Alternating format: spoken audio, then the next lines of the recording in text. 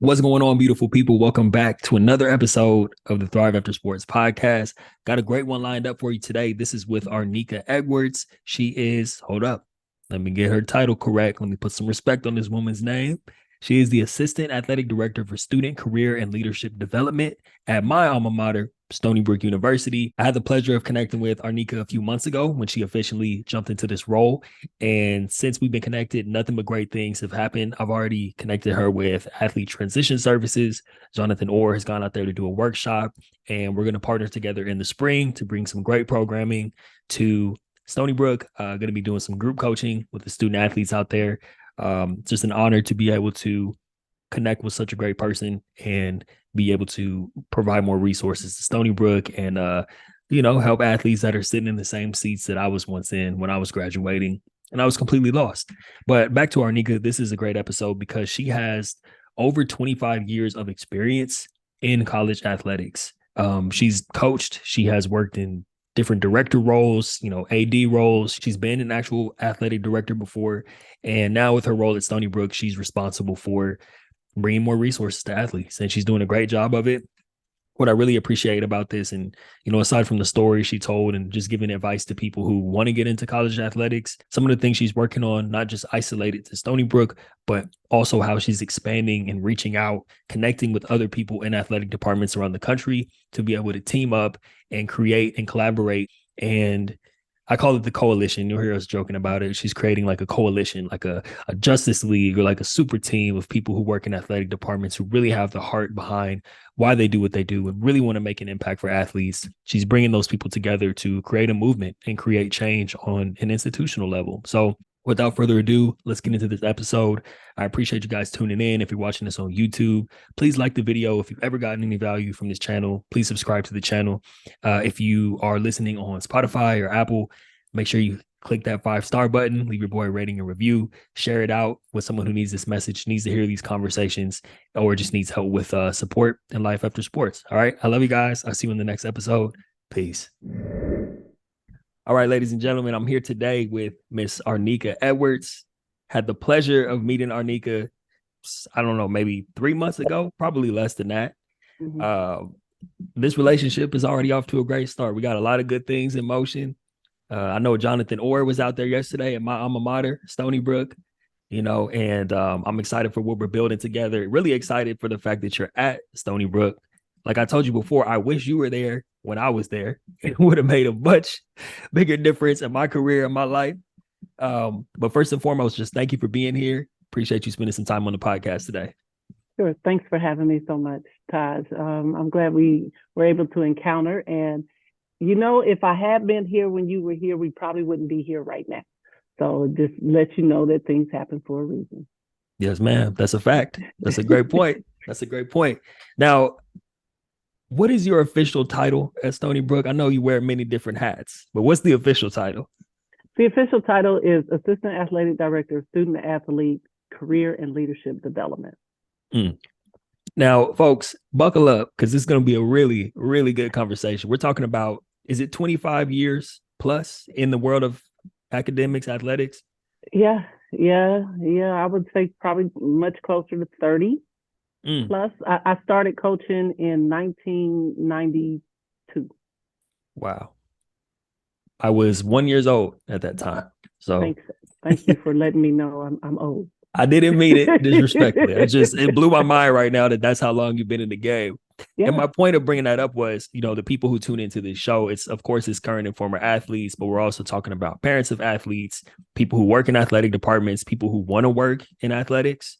And so that's why I've been excited for this one, because with that, the journey that you've had, there's so many different experiences that you've had that I know is going to help a lot of people, no matter where they're at or what they're trying to do. So we were talking a little bit before we recorded. Let's just kind of kick it off with the tail end of your basketball journey. Like, what were you going through when you realized, like, this is my last game? What was your experience like going through the transition out of basketball?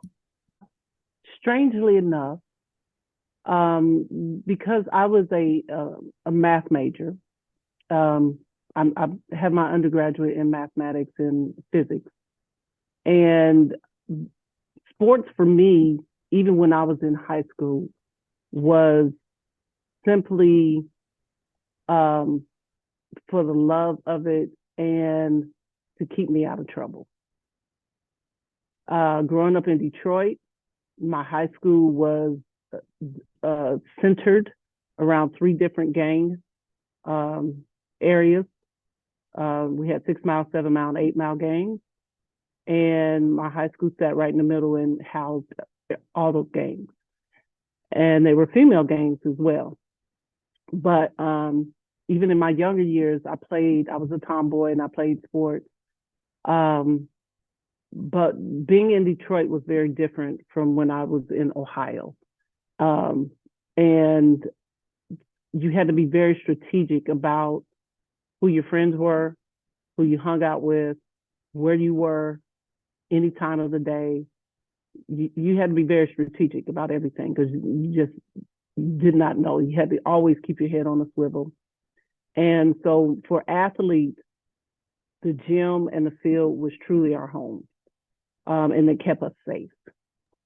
So we played, number one, to stay safe and because we loved the game. Not necessarily looking to do anything after that. It wasn't a whole lot of us at Mumford that went on to play college ball. And same thing in football and the other sports. So with me going to college, and I actually started out playing basketball, but in high school, I played 4 sports. But I went there to play basketball. And it was a case where, for some reason, the coach and I did not see eye to eye. And so I left basketball and I asked if I could try out for volleyball. And so the coach for the volleyball team gave me an option. She said, if you make it through spring training, we'll see about getting you a scholarship. So I did everything that I needed to do during spring training and more if I could. And I ended up getting a scholarship for volleyball.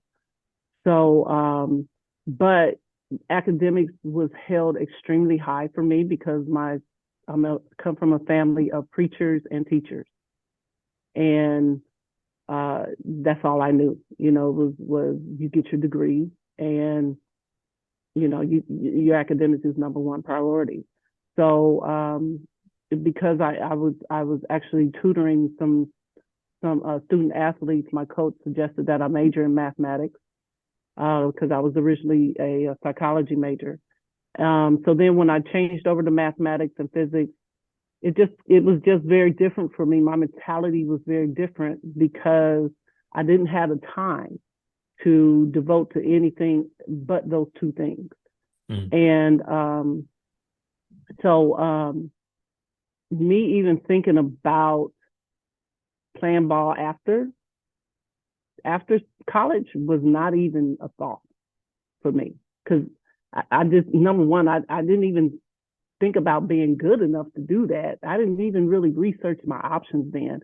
Back then we didn't have, we didn't have laptops, we didn't have cell phones, we didn't have social media, we didn't have all that kind of stuff, So, if you knew people, if you were in the right environment and you knew people who knew people, then yeah, that's something that you would do. But if it wasn't something that was around you all the time, it was just not under your radar. And it wasn't for me, So my time there, if I wasn't playing ball, I was in the classroom and I was trying to get internships, So in which I ended up doing. I ended up actually working for Department of Defense back in 1990. I lived in Laurel, Maryland. I worked for NSA as a crypt analyst. And I did that for a full summer, hoping that I could have a job with the Department of Defense once I graduated.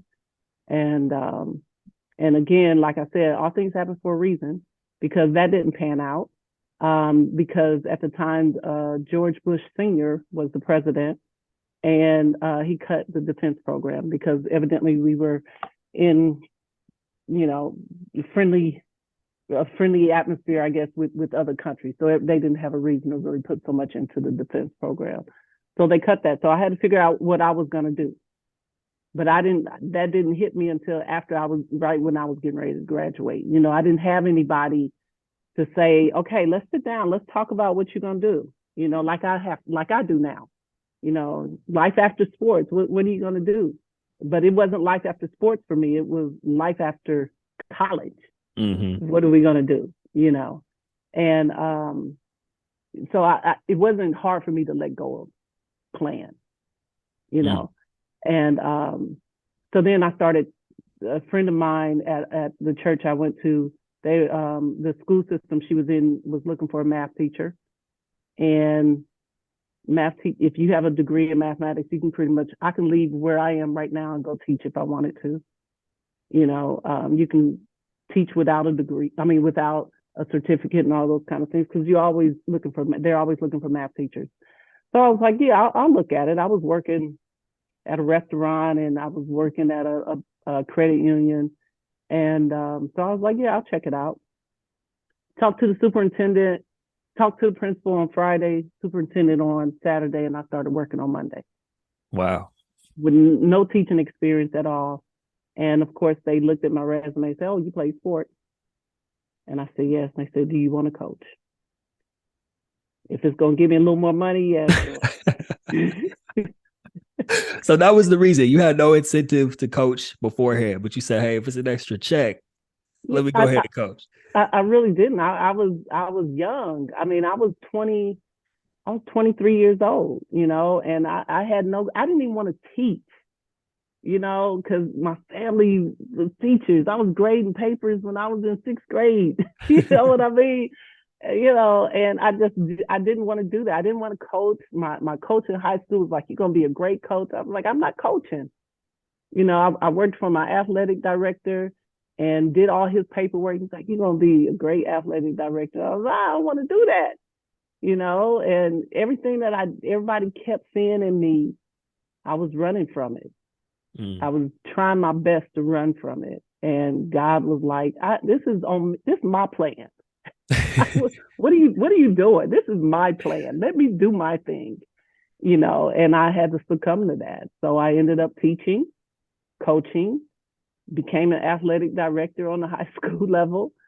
And I was an administrator at one point. I really could have, I went to school to get my principal certificate and saw how much I didn't like the red tape and the dealings with in education, the other side of education, the side that people don't see.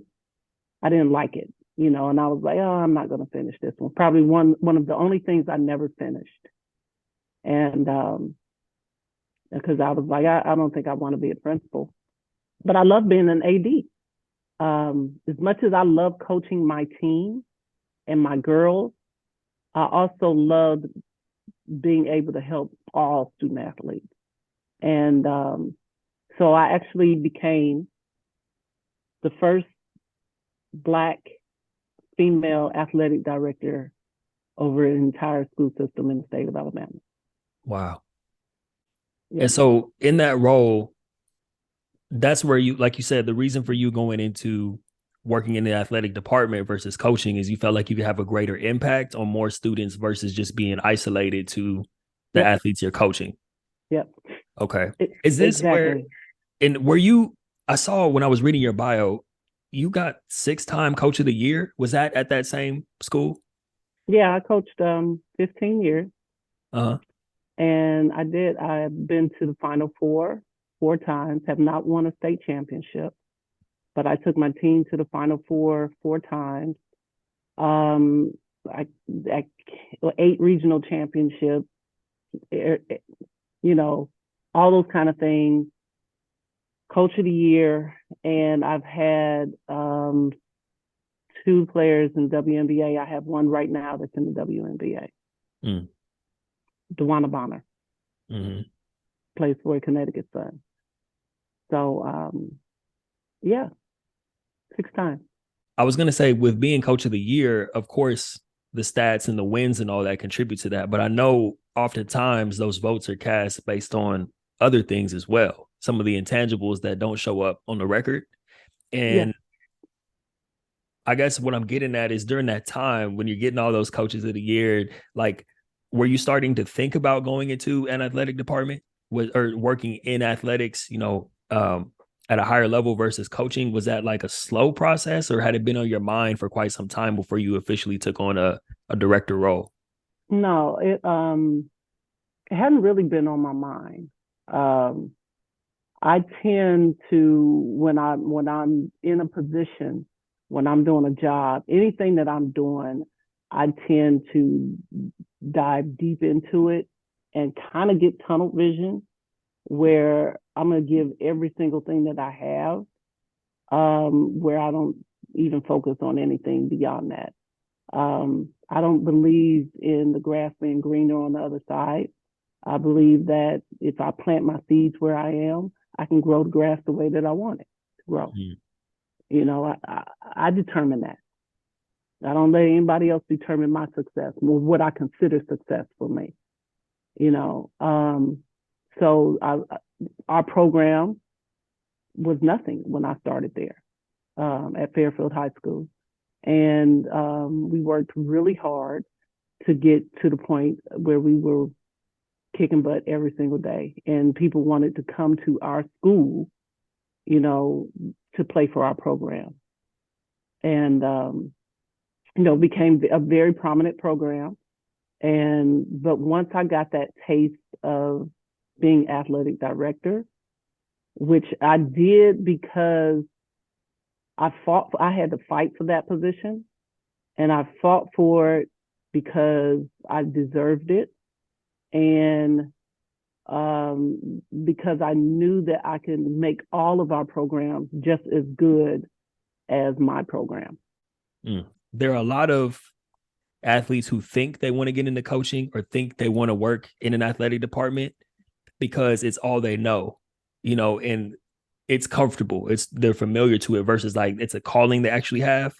Like you were planning to do something totally different with mathematics and all that, being a math major, and then you were almost pulled into it and started to enjoy it and move up. So for those who are wondering, how do I even get started with, like, if I want to work in an athletic department, can you just, especially like nowadays where people do kind of hide behind a laptop, I'm sure you had to do a lot more than that to make it happen. Can you give some advice to those who want to get into athletics? As much as I don't like networking, you got to network. You have to, number one, let me even go back just a little bit. You got to know who you are. Mm-hmm. You have to, nobody can determine or depict your brand. You got to know what that is. You have to have a set foundation for yourself, meaning this is who I am and I will not waver, especially if it's not going to help others be better. I'll waver and I'll be flexible if it's going to make somebody else great or help make somebody else great. But it's got to be based on this foundation. And I think a lot of our young people, they think this is what they want, but they don't know the work that goes into it. It's no different than what you see when you look at the WNBA, the NBA, anything professional. All we see is what we see at that particular moment in time. We don't see the workout. We don't see, just like Kobe, we don't see the 5 a.m. workout. We don't see how these people get to the point of being great. All we see is the result. So we think a lot of our young people think that that's what they want. Number one, because they feel like they can make the money.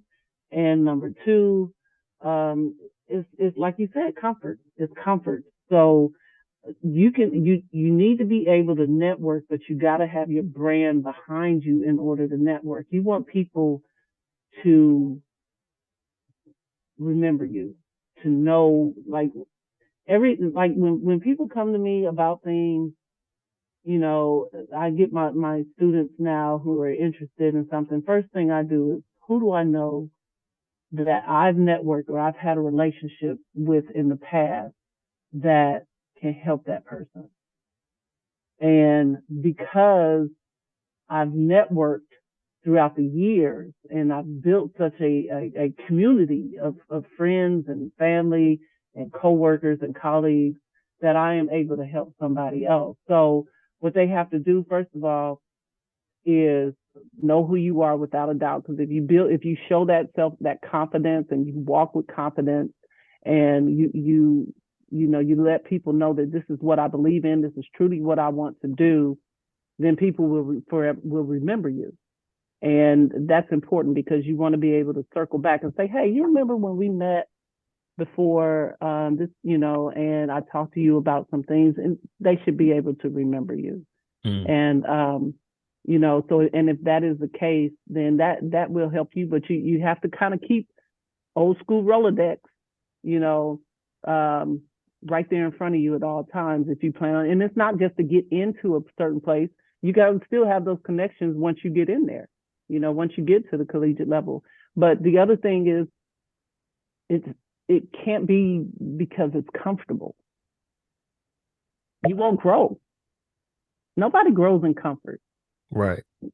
Nobody grows in comfort. I mean, if you're at home and it's nice and cozy, it's cold outside, it's nice and cozy, and you don't have a blanket on because you got your temperature set right where you want it, right? And then power goes out. You know what I'm saying? It starts getting cold. What you gonna do? You just gonna sit there? No, you're gonna go get a blanket because you're no longer comfortable. So it's the same case. You gotta get out the comfort zone, because you believe so much in yourself. You're okay with getting out the comfort zone. And once you get out of that comfort zone, then you'll realize, yeah, this is truly what I want, or it may not be what you want. Mm-hmm. One of my favorite things about what you just shared is how you talked about the importance of knowing who you are. Because like you said, if someone's coming to you or coming to me or coming to anybody asking for advice or trying to figure out what they want to do or asking for connections, it does no good for you to introduce them to someone, make a connection, have them in touch with someone who can help them get a foot in the door if they haven't even fully vetted themselves to see if that's why they want to do it. Then it's a wasted opportunity. Yeah.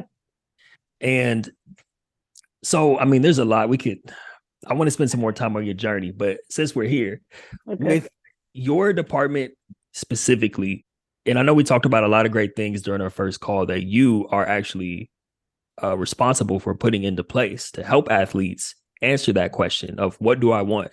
How do I know who I am outside of my sport? Can you just talk about some of the things that you've put into place since you've been there and some of the things that you're seeing that are helping answer that question as you prepare athletes at Stony Brook for what happens after the game?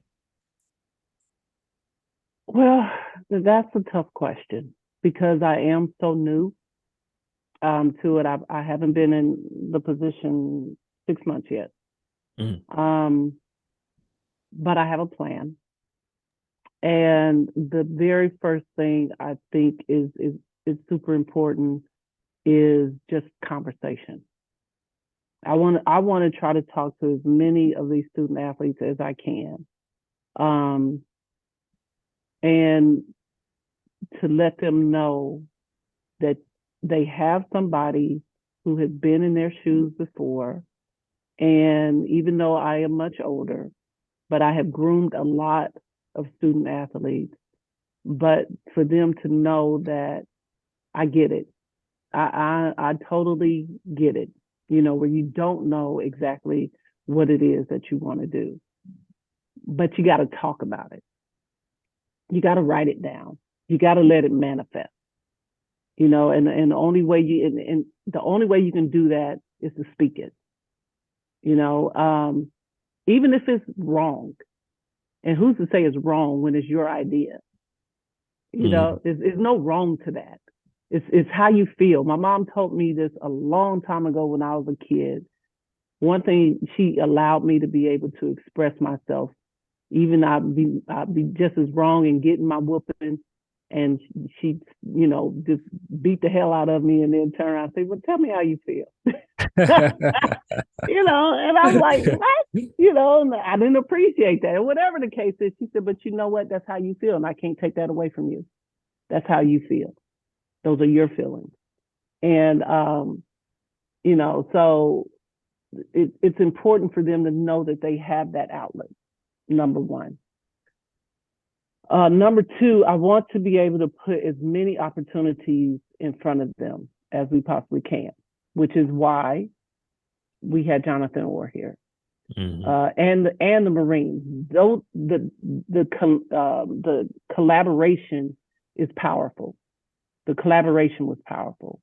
Jonathan alone is amazing, but the two together are even more amazing because it showed our student athletes and any student athletes that you have someone who made it, in the professional league, who worked really hard to get there, and who then still didn't quite know what he wanted to do, and then you have the Marine side of it. And, now from what I understand, everywhere that he goes, he gets a different set of Marines.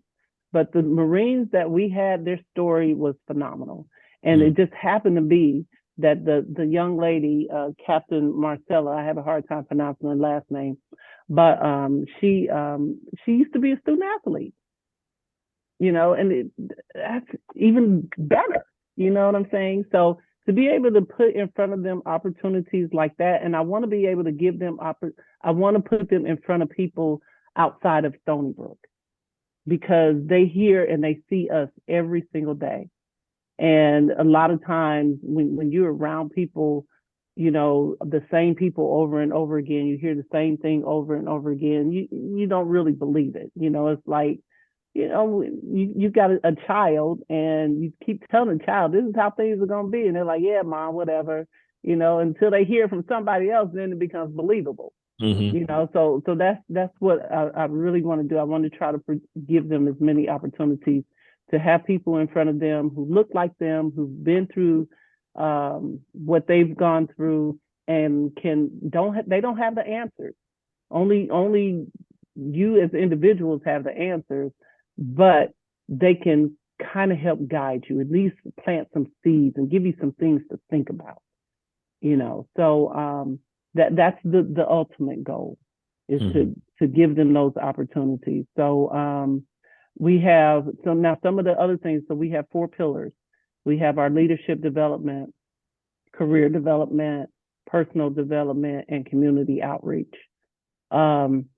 So leadership development was when we brought Jonathan in. So we'll have a lot of different programming for that. Our career development, we're working very closely with our career services on campus. The more I talk to them, the more I value their experiences and the fact that these people, they really know what they're doing, and they try to give them as many workshops. They got just a plethora of different things that they have for all students that our student athletes don't really take advantage of. So what we're trying to do with that is to get our student athletes to leave their home base, which is our arena and our sports complex, and to get out on campus and find and see what our campus is doing for everyone and take advantage of those opportunities. So we're doing a couple collaborations with our career services, resume building, mock interviews. We have different career nights where we bring in panels. It might be deans, it might be instructors, might be former student athletes, not just from Stony Brook, but former student athletes who are in those careers, currently working in those careers, who can come back and have a conversation with you and let you know that, yes, even though you are a student athlete, you can major in whatever you want to major in. It might be hard. I did it, and it was hard, but I did it. And a lot of times our student athletes don't think it's even possible because they only focus on the here and now. Okay, and so then we have our personal development, where we want to focus on financial literacy. We want to focus on procrastination. We want to focus on talking about decision making, how to make solid decisions that you're comfortable with. Uh, we want to talk about understanding empathy versus sympathy, how to become a better person, a better you, understanding loneliness, a lot tiredness versus loneliness. You hear a lot of your students when every day I walk past somebody and I say, "How you doing?" "I'm tired." Are you? Are you tired or are you lonely? Because our kids come from different places. We got to remember that. Stony Brook is not their home, not for a lot of them. So loneliness plays a big part in our physical being. It takes a lot out of you when you are used to being in a certain environment all your life, and then that's taken away from you or pulled, or you've chosen to leave from that. And now you got to adjust to all these different things. And we all know once the holidays start hitting, the more tired we get. But are we really tired or are we lonely? So we talk about those different things. And the way that we do that is we have lunch and learn, and where they just come in 45 minutes. Let's just talk for a little bit. Talk about this particular topic. Let me know how you feel about it. Have a little lunch. Let's talk about some solutions.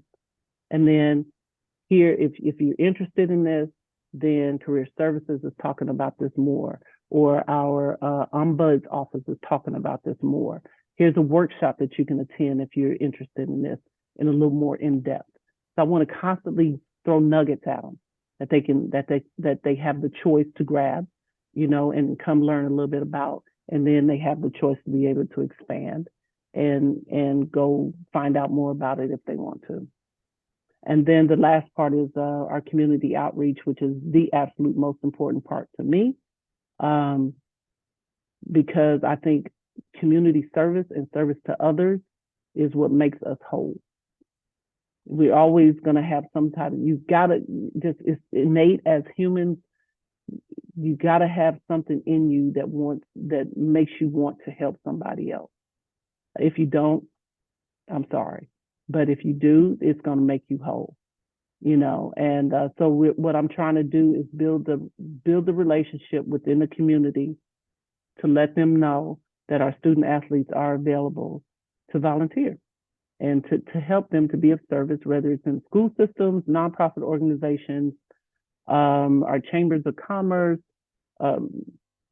rec centers, or whatever the case is. I'm sending out the message with a bullhorn. We are here at Stony Brook University, and our student athletes want to be able to help you. Because in the end, it'll help us. Right. So that's what I'm doing. Trying to. No, I think you're doing it. You're definitely doing it, especially from what I'm hearing from people who are at Stony Brook, and just being able to talk to you. Like you said, your heart is behind it, and that really shines through. And what I love the most about what you just shared is that a lot of schools, and we talked about this during our first call, a lot of universities, athletic departments, they're checking boxes. I'm not saying, things like resume building, which I know you mentioned as well. I'm not saying that's not important, but it doesn't address the entire issue and what athletes are dealing with, not just as athletes, but human beings. And I love that you shared that you guys have thought of pretty much any and every area that needs to be addressed, because it's not just about career. It's about, even what you said about, are you tired or are you lonely? How are you doing emotionally, mentally? How's your well-being? And how that ties into getting buy-in in the other areas, And so with that, and speaking of buy-in, we talked about this on our initial call as well. What kind of challenges do you see in terms of not just buy-in from student athletes, but also in terms of getting support with connecting athletes with your department? What kind of challenges do you see around that? And also, what kind of things have you done or are you working on to be able to bridge that gap, so to speak, to make sure student athletes get the resources that they need? So the challenge, and it's not just the Stony Brook, but it's probably a majority of the schools in the world, is consistency. The message. It's got to be a consistent message. everybody has to be singing the same song. Now we can sing it song a little differently, but the lyrics got to be the same. I mean, good choirs, you know what I'm saying? You got good choirs. You got good choirs who've got, you got your sopranos, you got your tenors, you got your altos, you got your bass. Everybody's different, right? But you're singing the same lyrics. Mm-hmm. And together, it sounds great. Now, tenor by itself could sound good. A soprano by itself might sound good, but together, it's harmonious. And but the bottom line is the same song. We can't be going in singing, a little bit of Marvin Gaye, a little bit, all these different versions. But it's got to be the same lyrics and the same song. So, but I think what's important about that is when the grown-ups, the real grown-ups, are working hard to show the values. Number one, knowing what the core values are. Let me back up.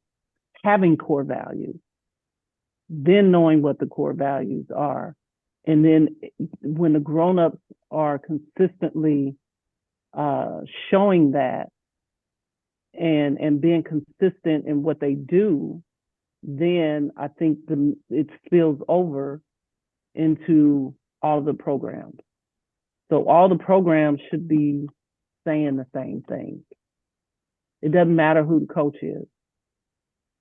So if the AD says, as a committee and as a group, we've decided that this is our mission, this is our vision, these are our core values, and this is what is going to make us who we are, then every program should be built on that.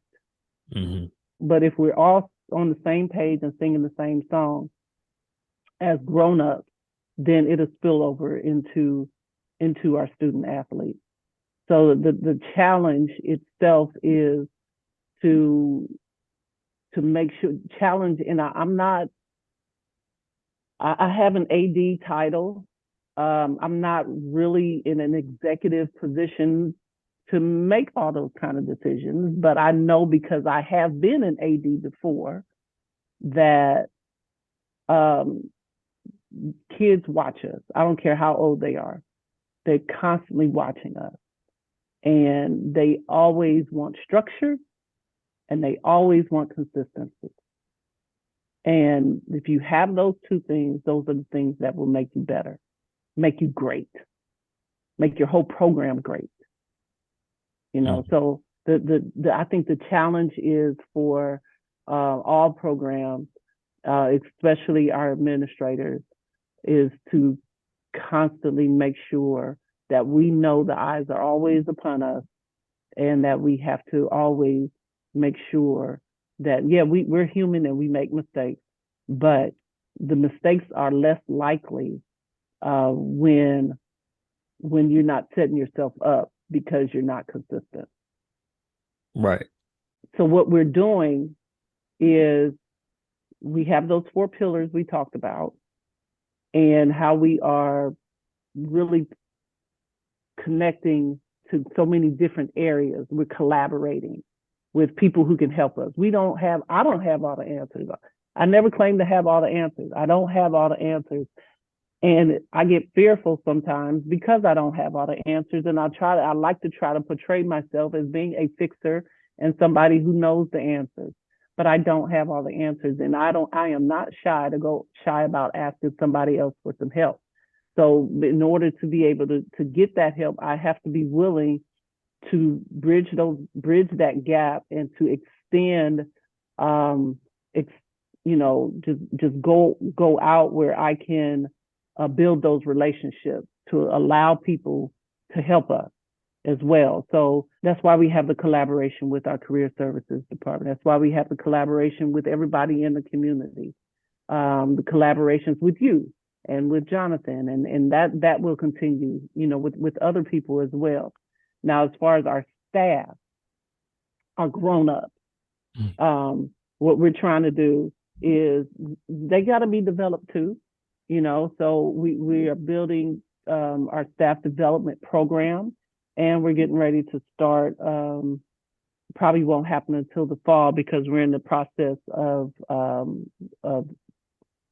putting it together. So we'll have a leadership academy for our up and coming head coaches, or up and coming administrators. So the part of that collaboration is I needed a curriculum designer, and that's when I started. It goes back to connections. I ended up working with Jessie Gardner. I think that's her last name. Mm-hmm. Jessie Gardner. Yeah. Right. At North Texas. And it's so ironic.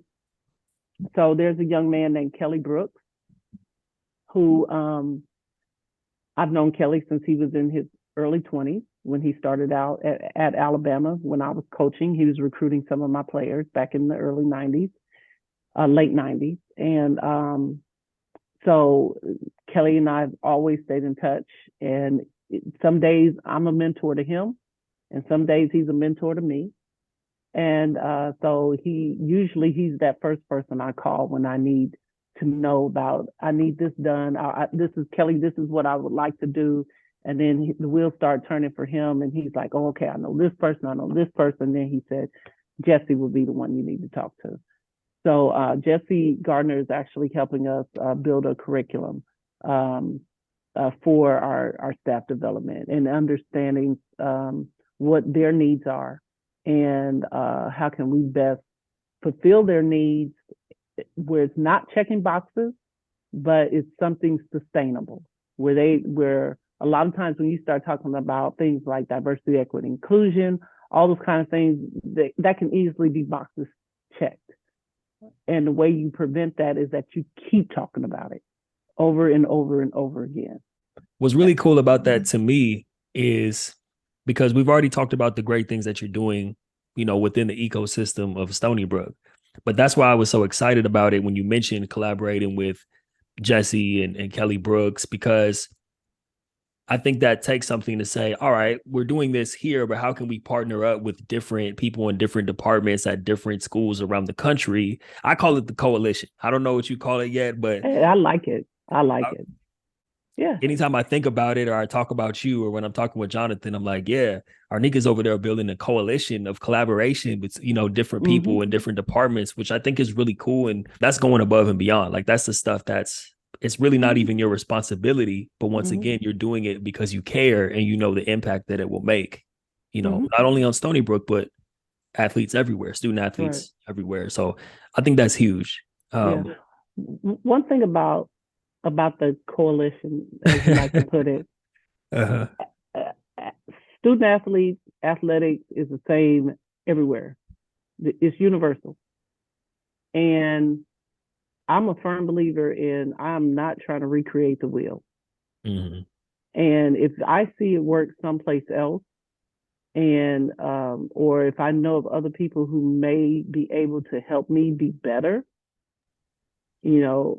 Pat Summers said the only reason she was great is because she had great people who worked with her and for her. And that's what I'm trying to do. I can only be as good as the people that I seek out that allow me to be better, or help me to be better. And if I'm not trying to grow, I can't expect other people to grow, and if it's working someplace else, I want to know what you're doing. I'm a steal. I'm a thief. I'm gonna try to get what you're doing, and I'm gonna try to make it work here if it fits. If I feel like it can fit, but I'm gonna talk to you about it, and I want to know what you're doing.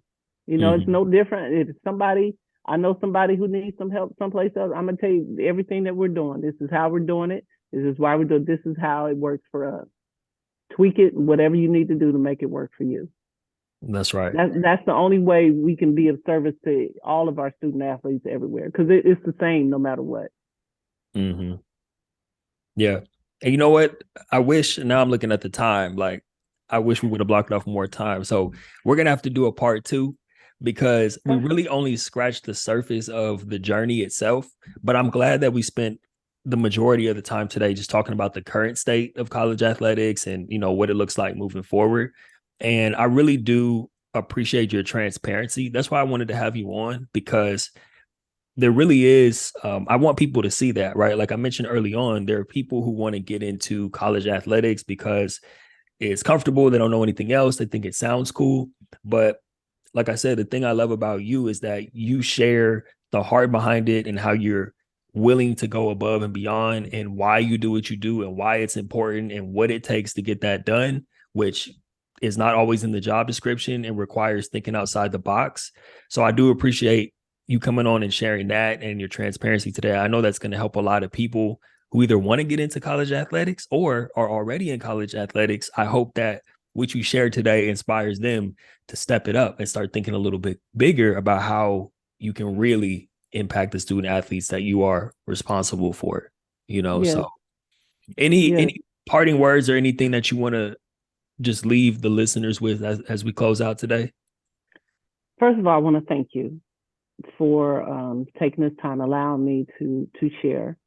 And you got to come to Stony Brook and share, you know, bring it back. But, you know, like I told you, I come from a line of pastors and teachers, preachers and teachers.